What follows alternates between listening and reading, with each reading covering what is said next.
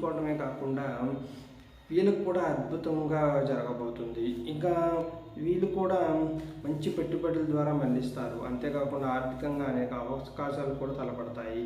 కుటుంబంతో సంతోషంగా ఉంటారు. ఆధ్యాత్మిక వాతావరణంపై ఆసక్తి కలుగుతుంది. కుటుంబంతో కలిసి తీర్థయాత్రలు చేస్తారు. మంచి పనులు చేయడం వల్ల అద్భుతమైన ఫలితాలను ఈ రాశివారు అందుతారు. తెలివితేటలకు తర్వాత వృషభ రాశి వారి గురించి తెలుసుకుంటే, తెలివితేటలకు బుద్ధి కుశలతకు కారకుడైన బుధుడు ఈ రాశి వారిపై ప్రభావం చూపిస్తున్నాడు. దీనివల్ల ఈ రాశి వారికి సంపద బాగా పెరుగుతుంది. గతంలో చేపట్టిన పెట్టుబడుల నుంచి ఈ సమయంలో మంచి ఆదాయాన్ని అందుకుంటారు. మీకున్న సృజనాత్మక ఆర్థికంగా బలపడేలా చేస్తుంది. ఈ సమయం కూడా వీళ్ళకి బాగా కలిసి వస్తుంది. కుటుంబ సభ్యులతో గడపడానికే అధిక సమయాన్ని వెచ్చిస్తారు. దాంపత్యం చాలా బాగుంటుంది. మహాశివరాత్రి తర్వాత ఈ 5 రాసుల వారికి అయితే చాలా బాగా కలిసి వస్తుందని చెబుతున్నారు. 42 ఏళ్ల తర్వాత మహత్తర ఘట్టం అనేది 3 రోజుల పాటు కాళేశ్వర ముక్తేశ్వర స్వామి క్షేత్రంలో మహాకుంభాభిషేకం అనేది జరుగుతుంది. సుమారు 42 సంవత్సరాల తర్వాత అనేది ఇది జరుగుతుందంట. అందుకే అక్కడ కొన్ని ప్రత్యేకమైన ఏర్పాట్లు చేస్తున్నారు. 3 రోజుల పాటు ఈ ముహూర్త ఘట్టం జరుగుతుంది. ఎంతో ప్రత్యేకత కలిగిన ఈ మహోత్తర ఘట్టాన్ని తిలకించేందుకు తెలుగు రాష్ట్రాల నుండి కాకుండా పొరుగు రాష్ట్రాల నుంచి కూడా చాలామంది భక్తులు వస్తూ ఉన్నారు. 1982లో కాళేశ్వర ముక్తేశ్వర స్వామికి మహాకుంభాభిషేకం జరిగింది. మళ్ళీ 22 ఏళ్ల తర్వాత అలాంటి అద్భుత ఘట్టం జరగబోతుంది. నేటి నుండి 3 రోజుల పాటు అంటే ఫిబ్రవరి 7, 8, 9వ తేదీలో ఈ శతచండ మహారుద్ర సహస్ర ఘట్టాభిషేక కుంభాభిషేక మహోత్సవాలు నిర్వహిస్తున్నారు. ఈ విశేష కార్యక్రమానికి రాష్ట్ర దేవాదాయ శాఖ ఆధ్వర్యంలో కుంభమేళ నుంచి అయితే అఖాడా నాగ సాధువులు అయితే వెళ్ళిపోతున్నారు. కుంభమేళ పుణ్యస్నానాలకు వైభవంగా జరుగుతున్నాయి. ప్రతిరోజు కూడా ప్రపంచ నలుమూలల నుంచి భక్తులు వస్తూనే ఉంటారు. జనవరి 13న ప్రారంభమైన ఈ కుంభమేళ ఫిబ్రవరి 26న వరకు కొనసాగుతుంది. ఇదిలా ఉండగా కుంభమేళాలో ఇప్పటి వరకు 39 కోట్ల మంది పుణ్యస్నానాలు ఆచరించారు. ఇంకా 2 పాశి-స్నానాలు మిగిలి ఉన్నాయి. అయితే వీటిని పుణ్యస్నానాలుగా మాత్రమే భావిస్తారు. అమృత స్నానం పరిగణించరు. ఫిబ్రవరి 12, ఫిబ్రవరి 26లో భక్తులు ఇంకా వస్తారని అధికారులు చెబుతున్నారు. మాఘ పౌర్ణమి, మహాశివరాత్రుల్లో కూడా భక్తులు పుణ్యస్నానాలు ఆచరించేందుకు ఆసక్తిని చూపిస్తారని పండితులు అయితే చెబుతూ ఉన్నారు. అయితే మాఘ పౌర్ణమి, మహాశివరాత్రుల్లో కూడా భక్తులు పుణ్యస్నానాలు చేస్తుంటారని అంటున్నారు. కుంభమేళాకు అఖాడాలు, నాగసాధువులు, అఘోరీలు ప్రత్యేక ఆకర్షణగా నిలిచారని చెప్పుకోవచ్చు. చాలామంది కుంభమేళాలకు వచ్చి అఖాడాలకు, నాగసాధువులను చూసేందుకు ఎక్కువగా ఆసక్తి చూపిస్తుంటారు.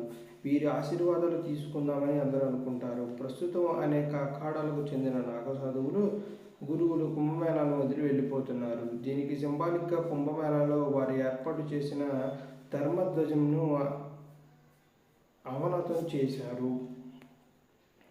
ఈ అఖాడాలు తదుపరి కాశీ, గయా, అయోధ్య, బృందావన్, ఆనందపూర్ సాహిబ్ మొదలైన ప్రదేశాలు చూసుకుంటూ తమ స్థానానికి తిరిగి చేరుకుంటారని అఖాడాలకు ప్రతినిధి ఒక ప్రకటనలో నిర్ణయించారు. మరోవైపు ప్రయాగ్రాజ్లో మాత్రం భక్తులు ఇంకా వస్తూనే ఉన్నారు. ఇప్పటికే దేశ ప్రధాని మోదీ, వివిధ రాష్ట్రాల ముఖ్యమంత్రులు కూడా సినిమా సెలబ్రిటీలు భూటాన్ రాజు త్రివేణి సంగమంకు వెళ్ళి పుణ్యస్నానాలు ఆచరించారని మనందరికీ తెలిసిందే. ప్రస్తుతం డబ్బు లోకాన్ని శాసిస్తుంది. ఒకప్పుడు విద్య లేనివాడు వింత పశువుతో సమానం అన్నారు. కానీ ప్రస్తుతం హైటెక్ యుగంలో డబ్బు లేకపోతే హీనంగా బతకాల్సి వస్తుంది. అయితే డబ్బున్నంత వరకు విలువ ఉంటుంది. ఒకప్పుడు బాగా డబ్బు ఉండి తర్వాత అన్నీ కోల్పోతే వారి పరిస్థితి ఎలా ఉంటుందో అని శంకరాచార్యులు చెప్పిన ఆంతర్యాన్ని మనం ఏంటో తెలుసుకుందాం. యవ్వనంలో వ్యాపారం మొదలుపెట్టిన ఒక బిజినెస్ మ్యాన్ తక్కువ టైంలోనూ కోట్లకు పడగెత్తుతాడు. సొసైటీలో ఉన్న లొసుగులన్నీ ఉపయోగించుకొని టాలెంట్తో తన సామ్రాజ్యాన్ని విస్తరించుకుంటాడు. ఇక దాంతో ఆయనకి ఎనలేని డబ్బును సంపాదించాడు. అప్పటికే ఆయన సంఘంలో ఆయన హోదానే మారిపోయింది. జనాలు ఆయన దృష్టిలో పడేందుకు, ఆయన మంచి చేసుకునేందుకు అయిన వారంతా పడిన కష్టాలన్నీ ఇన్ని కావు.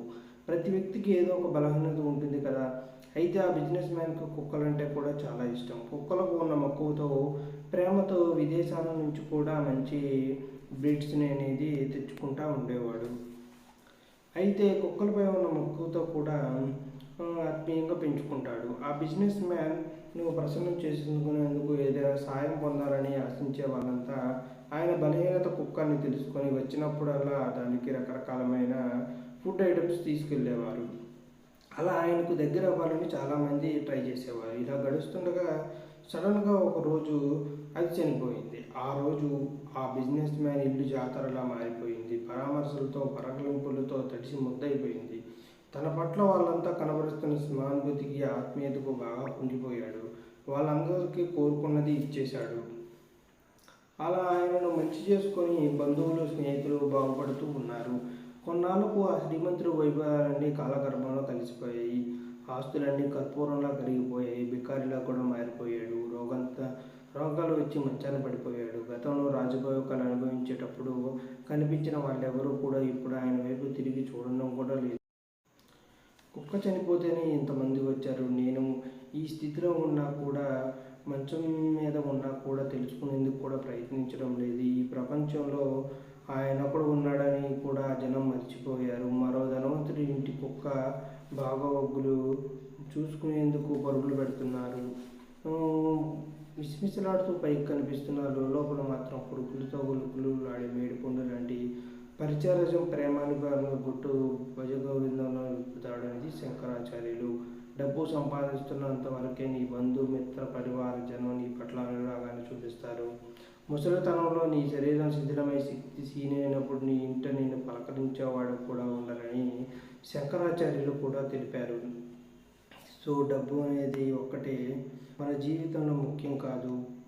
అన్ని ప్రేమ అనుభవాలతో కూడా చూసుకోవాలని చెబుతున్నారు. అసలు రాముడు 14 ఏండ్లు వనవాసం ఎందుకు చేశారు? 12 లేదా 20 ఎందుకు చేయలేదు అనే అందరికీ డౌట్ వచ్చే ఉంటుంది కదా. ఇందులో మరి రాముడు 14 సంవత్సరాల అరణ్యవాసం వెళ్ళిన కారణం ఏమిటంటే దానికి మనకు చరిత్ర ఉందట. జ్యోతిష్య శాస్త్ర ప్రకారం చూస్తే పరాశర మహర్షి ప్రకారం చాలా దశలు చెప్పబడ్డాయి. వీటికి కొన్ని ప్రత్యేకమైన సందర్భాల్లో వాడతారు. ఇలాంటి వాటిలో ముఖ్యమైనదే మూల దశ. మనిషి గత జన్మలో చేసిన పాప పుణ్య కర్మల ఫలితాలు చెప్పే అద్భుతమైన దశ ఇది. ఈ దశలో ఎంతటి వారైనా తగిన ఫలితాన్ని అనుభవించక తప్పదు అని తెలియజేస్తుంది. దీనికి మంచి ఉదాహరణ శ్రీరామచంద్రుడు 14 ఏళ్ళ అరణ్యవాసం.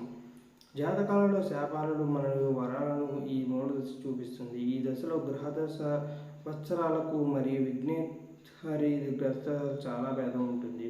ముఖ్యంగా రాముడి జాతకం ప్రారంభంలో ఉన్న విస్మోత్సరి దశ గురువుది 16 వర్షాలు ఉంటాయి. ఇందులో గురుచంద్రులు